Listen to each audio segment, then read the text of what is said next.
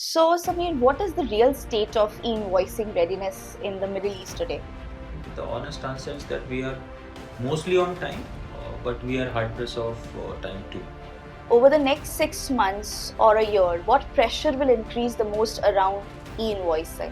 It is important that all the stakeholders, right from AP, AR, IT, tax, come together and take a decision. And when they come together, I mean it not only in the boardroom, but it should become their priority, right? So taking a right decision, speedy decision, is extremely important. Okay. Hello, everyone. Welcome to Tax Leaders Decision Series by Transformance Forums.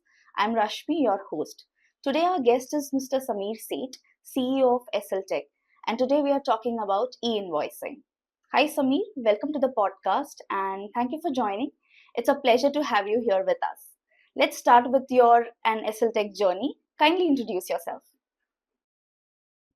Thank you. Thank you, Rashmi, for having me here. You have already introduced my name. I'm Samir, and I'm building Isal Tech with my team.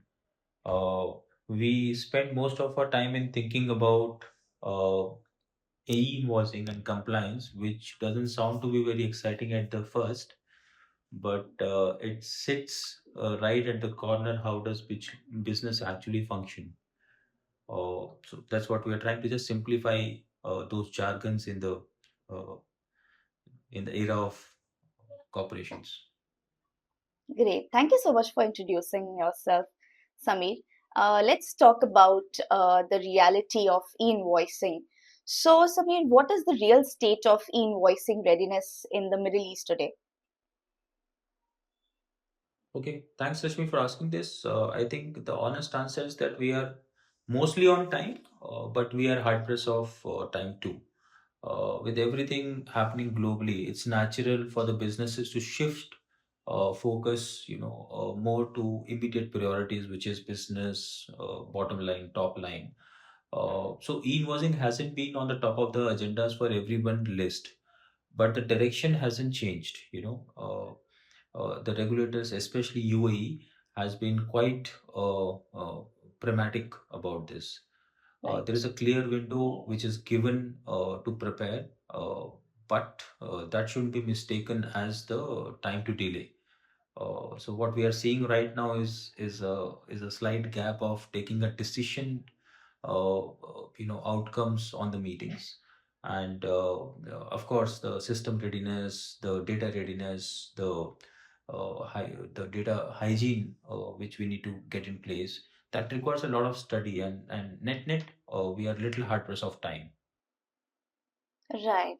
Thank you for sharing the real state of e-invoicing right now in Middle East. So coming to the next point, like what risk and watch outs the leaders should look for, and where are organization most underprepared when it comes to e-invoicing? Yeah, yeah, that's again going to be quite insightful pointers.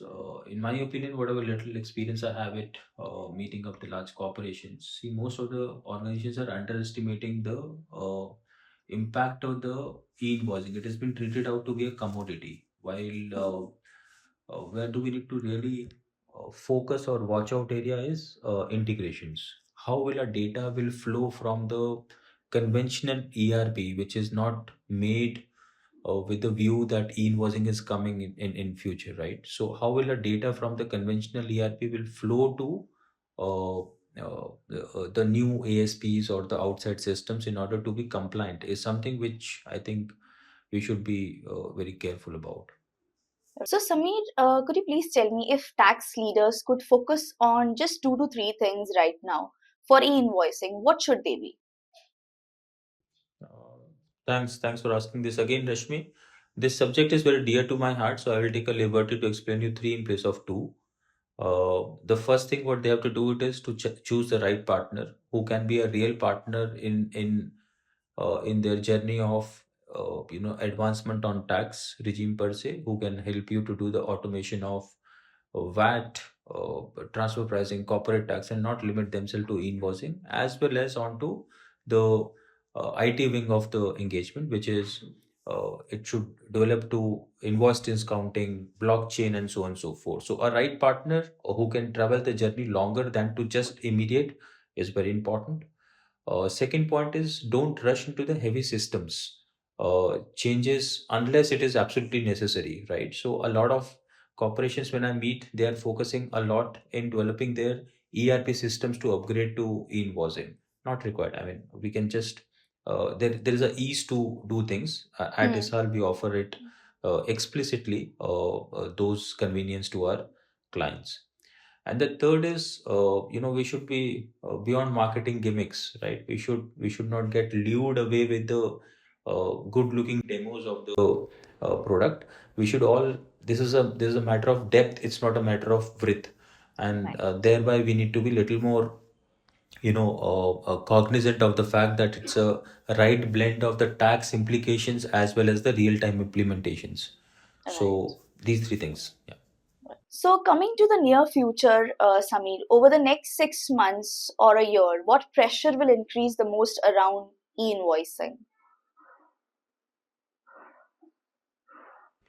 See, the pressure is to make the immediate decision because, as we discussed, that this is gonna be a initiative wherein there is a complete business transformation which is gonna happen to digital from the conventional way of doing business.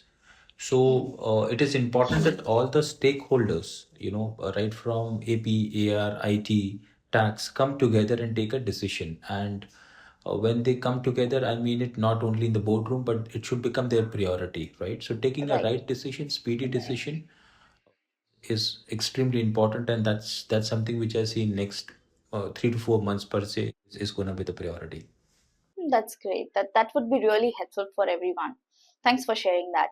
So, coming to a practical example, can you share an example of something organizations are doing well or otherwise? Sure, sure. Yeah, this hails on the last point which I harped upon. Bringing together in the conference room all the stakeholders is happening it widely. We are doing at least 7 to 8 meetings a day, and it's all enlightenment on how is tax gonna impact your business, how's IT systems are gonna get evolved to, what are the challenges. Those are things are happening very fine, right? That's going very well in the industry, that people are very keen to learn what's new. Vis-a-vis what's to be done or what's the scope of improvement is that we should immediately bring IT and tax immediately Hmm. together and make this not a silos project but a project which is working together with them. It's pegged in the priority together. I think that's Right. something which I can see as one scope of improvement. That's great. That's great. Thank you so much, Samir. Your insights would definitely nourish the industry, and this would be really helpful for everyone. Thank you so much for coming, taking time, and joining us. Thank you once again. Have a good day. Bye bye. Thank you, Rashmi. Thanks for having me here. Thank you.